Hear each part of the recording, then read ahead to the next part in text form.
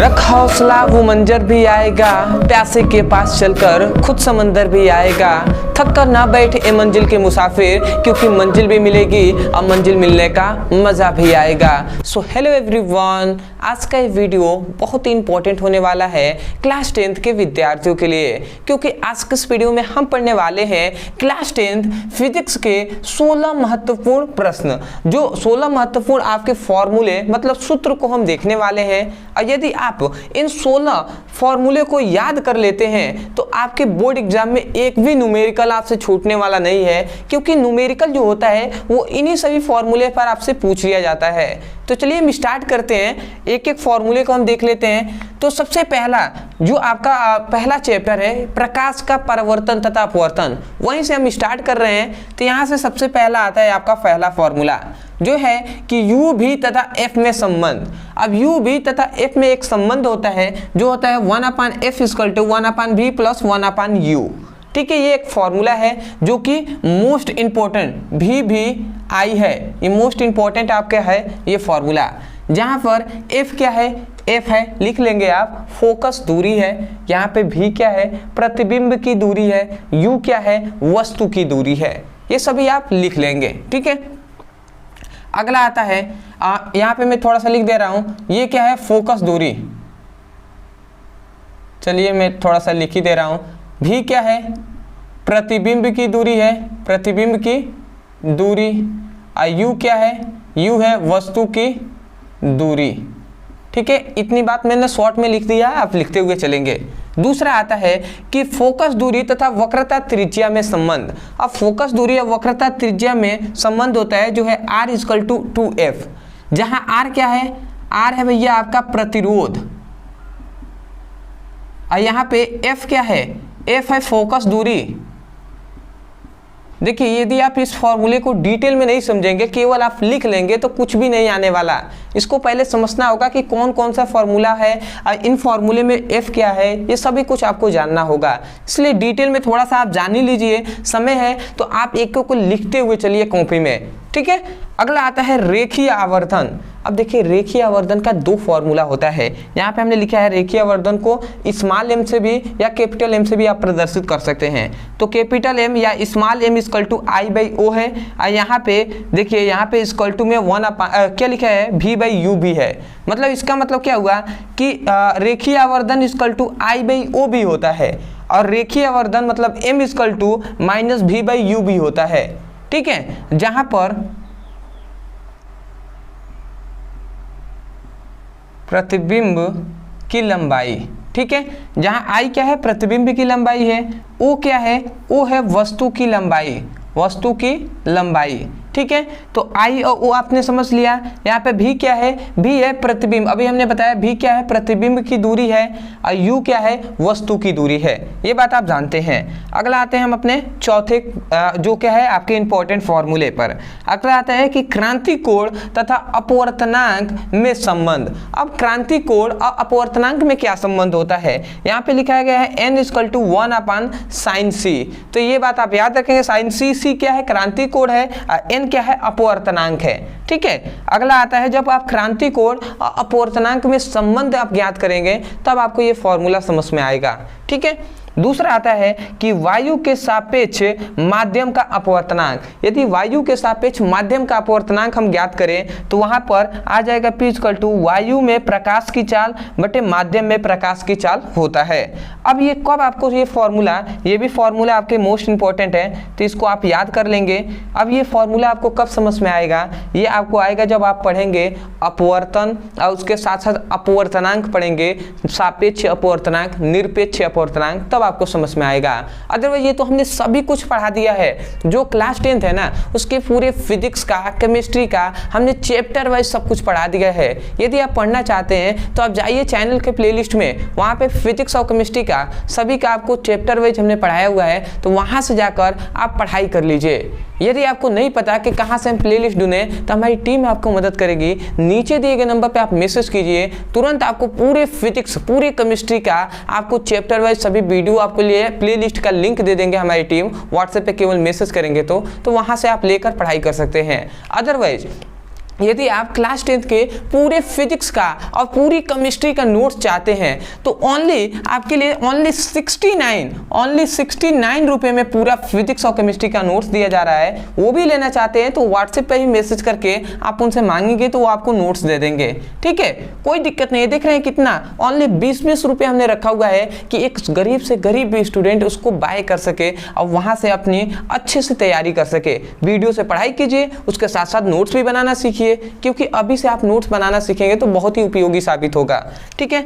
अगला आते हैं हम अपने छठे इंपॉर्टेंट फॉर्मूले पर। यहाँ पे है लेंस का सूत्र। देखिए जिस प्रकार ये दर्पण का सूत्र था, ये आता है लेंस का सूत्र। लेंस का सूत्र 1/f = 1/v - 1/u।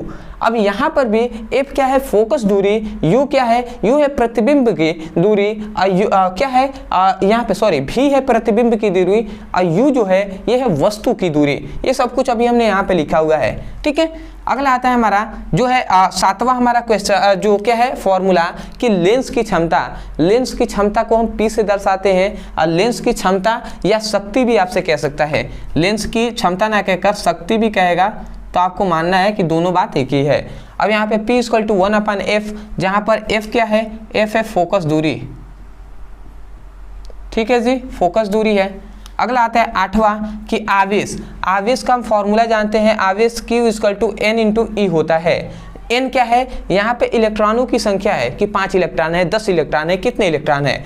E क्या है, E है यहाँ पे इलेक्ट्रॉनों पर आवेश, जो कि हम जानते हैं इलेक्ट्रॉनों पर आवेश कितना होता है, 1.6 × 10⁻⁻19 कूलाम होता है। ये बात हम पहले से जानते हैं। अगला आता है 9th हमारा फॉर्मूला जो है विद्युत धारा।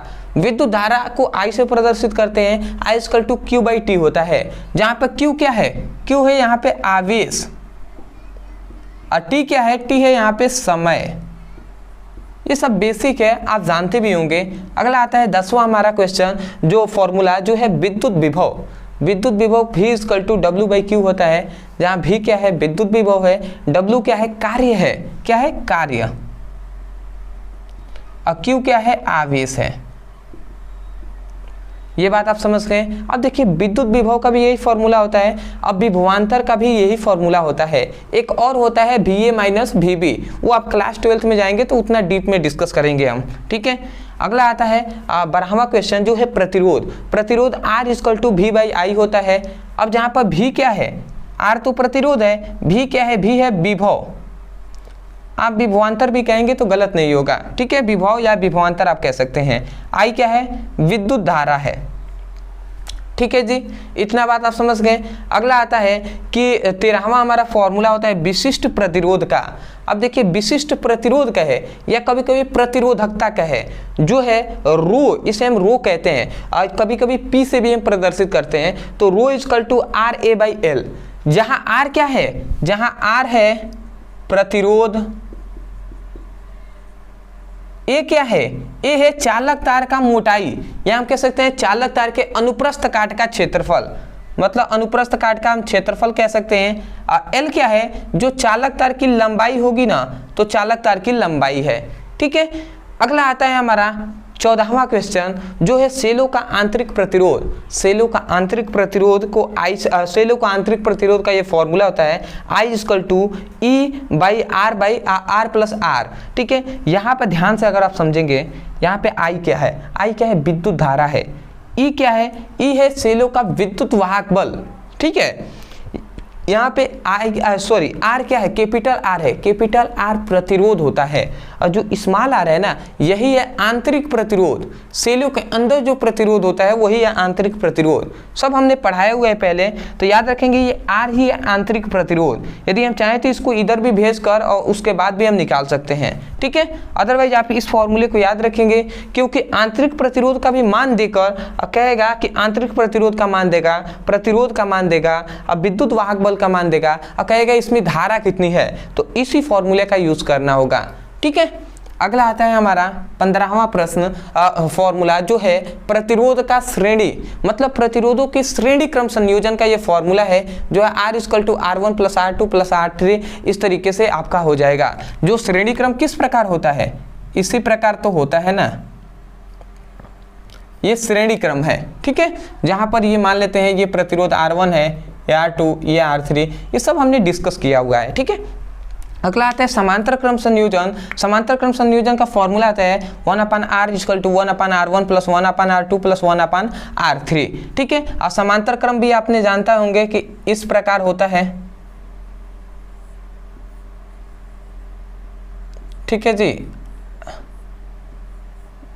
इस प्रकार आपका समांतर क्रम होता है। ठीक है, तो ये सभी बेसिक है, आप सब कुछ जब आप पढ़ेंगे डिटेल में तो आपको समझ में आएगा। तो आशा करते हैं कि ये जो आपके 16 महत्वपूर्ण क्लास 10th के फॉर्मूले हैं ये आपको समझ में आ गया होगा और आपने इसको एक एक करके लिख भी लिया होगा।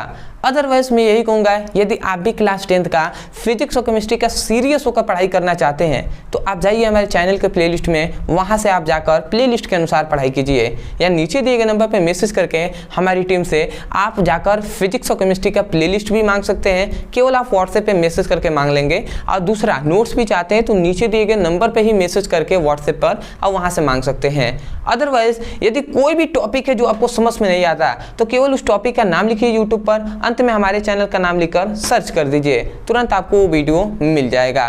तो चलिए दोस्तों, आज के लिए इतना ही, मिलते हैं एक बेहतरीन टॉपिक के साथ, तब तक के लिए धन्यवाद। जय हिंद, जय भारत।